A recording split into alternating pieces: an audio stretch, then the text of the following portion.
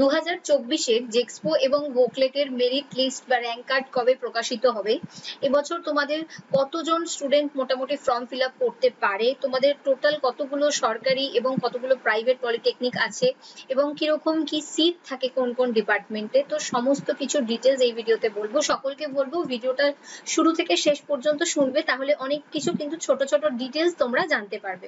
তো সবার প্রথমে জেক্সপো এবং ভোকলেটের তোমাদের যে মেরিট লিস্ট, সেটা আশা করছি তোমাদের জুন মাসের 21 তারিখের মধ্যে, অর্থাৎ জুন মাসের 3rd উইকের মধ্যে তোমাদের চলে আসবে। অলরেডি কিন্তু আইটিআই যারা ফর্ম ফিল আপ করেছে তাদের মেরিট লিস্ট আজকেই কিন্তু প্রকাশিত হয়েছে। scvtwb.in এই যে তোমাদের অফিসিয়াল ওয়েবসাইট, এখানেই কিন্তু আইটিআই এর মেরিট লিস্ট চলে এসেছে। ঠিক এরকমই মেরিট লিস্ট তোমাদের জেক্সপো এবং ভোকলেট স্টুডেন্টসদের জন্য প্রকাশিত হবে, যেখানে তোমরা জানতে পারবে যে তোমাদের টোটাল কতজন ফর্ম ফিল আপ করেছে। এখানে দেখো আইটিআই এর যে লিস্ট, সেখানে কিন্তু টোটাল 87,044 জনের কিন্তু র্যাঙ্ক প্রকাশ করা হয়েছে, অর্থাৎ এত ক্যান্ডিডেট কিন্তু ফর্ম ফিল আপ করেছে। এবার জেক্সপোর কথা যদি বলি, 2022-এ কিন্তু জেক্সপোর ফর্ম ফিল আপ করেছিল 38,206 জন স্টুডেন্ট এবং 2023-এ জেক্সপোর ফর্ম ফিল আপ করেছিল 31,300 স্টুডেন্ট। তো দেখতে পাচ্ছ অনেক স্টুডেন্ট কিন্তু কমে গেছে জেক্সপো 2022-এর থেকে জেক্সপো 2023-এ।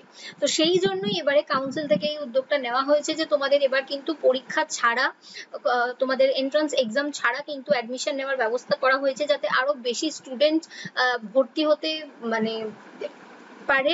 বিভিন্ন স্কুলে কিন্তু বহু পলিটেকনিক কলেজ থেকেও গিয়ে স্টুডেন্টসদেরকে অ্যাওয়্যার করা হয়েছে, সেটা মাধ্যমিক স্টুডেন্ট, উচ্চ মাধ্যমিক স্টুডেন্ট সকলকে, যে যাতে তোমরা টেকনিক্যাল পড়াশোনার দিকে সো আমার যেটা মনে হচ্ছে এবছর অর্থাৎ জেক্সপো 2024-এ 2023-এ যে 31,300 স্টুডেন্ট ফর্ম ফিল আপ করেছিল, তো আমার মতামত অনুযায়ী যে 2024-এ জেক্সপোর ক্যান্ডিডেট কিন্তু আরো বাড়তে চলেছে, বা 31,000 যেটা ফর্ম ফিল আপ করেছিল আগের ইয়ার, তার থেকে এবছর কিন্তু আমার মনে হচ্ছে আরো বেশি সংখ্যক ফর্ম ফিল আপ হবে।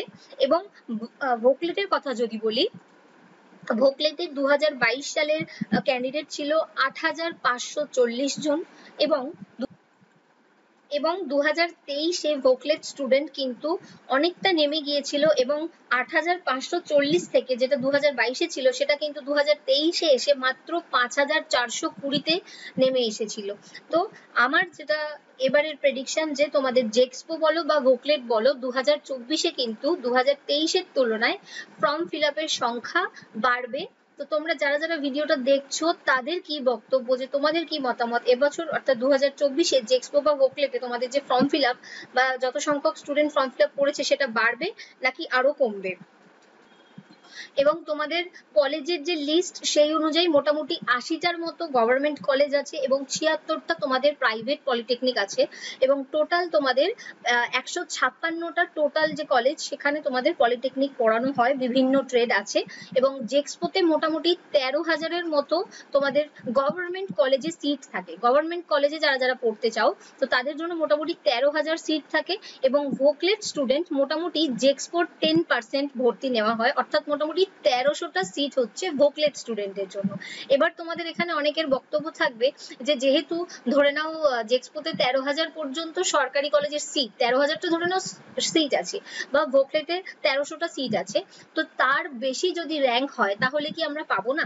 না, সেটা একেবারেই নয়। তার কারণ হচ্ছে এটা সিট সংখ্যা বলেছি, কিন্তু অনেকে থাকছে কি, যে ধরে নাও তোমার র্যাঙ্ক তার থেকে বেশি, কিন্তু সে তুমি যেটা নিতে চাইছো সেটা সে নিতে চাইছে না, এরকম করে। তো সমস্তটাই ডিপেন্ড করবে যে চয়েস ফিলিং এর উপরে, কোন স্টুডেন্ট, তার বাড়ির কাছে কোন কলেজ, তোমার বাড়ির কাছে কোন কলেজ, তো সমস্তটাই ডিপেন্ড করবে এটার উপরে। 20,000 25,000 র্যাঙ্কেও কিন্তু স্টুডেন্টসরা সরকারি কলেজে অ্যাডমিশন নেয় এবং অ্যাডমিশন পায়, এটা মানে প্রতি বছরই হয়ে আসছে।